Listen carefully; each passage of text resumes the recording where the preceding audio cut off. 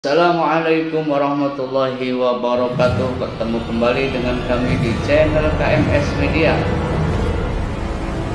Kali ini kita akan menyimak pernyataan Menteri Agama Republik Indonesia Profesor Dr. Kiai Haji Nazaruddin Umar terkait persoalan dan polemik nasab yang saat ini lagi viral di Indonesia.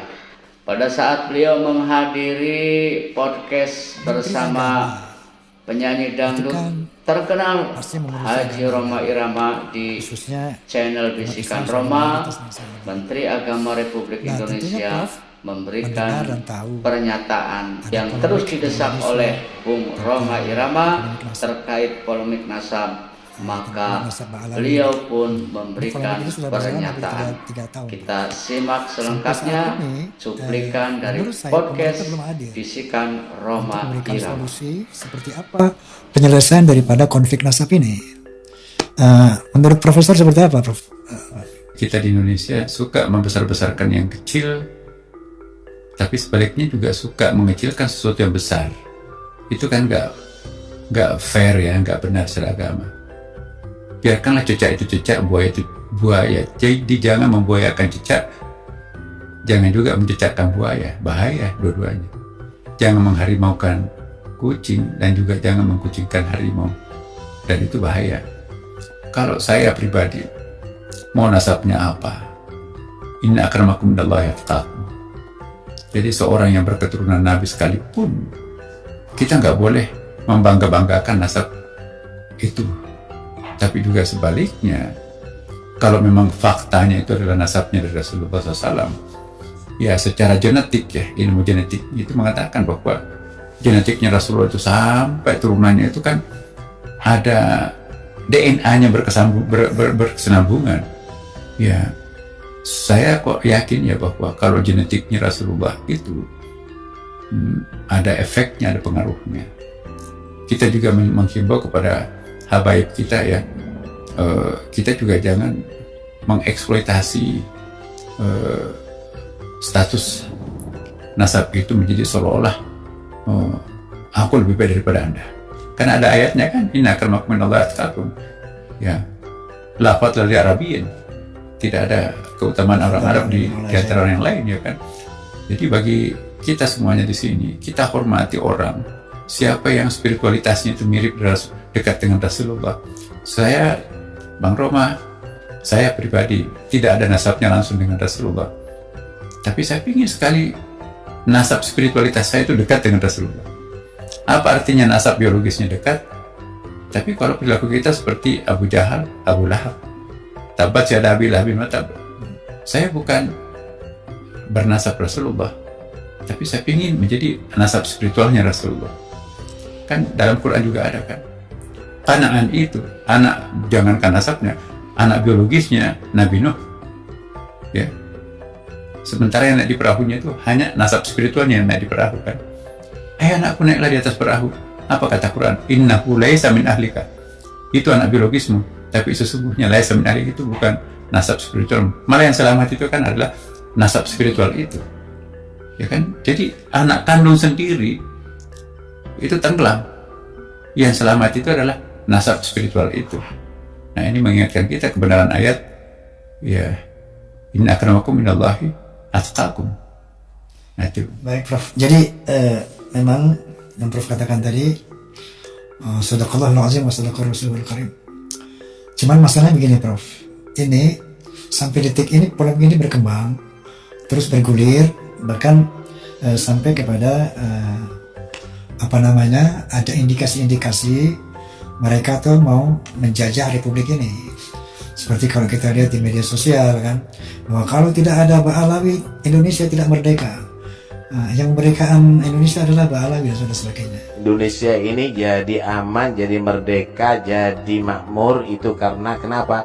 Karena ala tariqatil habaib. Indonesia ini merdeka berkat perjuangan para habaib. Tapi kemerdekaan bangsa ini adalah hasil perjuangan habaib. Indonesia merdeka berkat perjuangan para habaib. Nah, kemudian begitu diteliti oleh seorang Kiai Haji Imaduddin Utsman, ternyata secara sejarah, secara ilmu nasab, Mbak Alwi tidak terkonfirmasi sebagai turunan Nabi. Begitu juga dari ilmu DNA tidak terkonfirmasi. Nah, sampai saat ini belum ada sebuah lembaga yang netral, artinya menengahi gitu. Karena itu di sini diharapkan pemerintah itu hadir ya untuk memberi suatu solusi, suatu jalan keluar daripada polemik. Kalau enggak ini semakin tegang gitu loh, Prof. Nah, sampai di kalangan PBNU sendiri kan telah terjadi perpecahan yang luar biasa.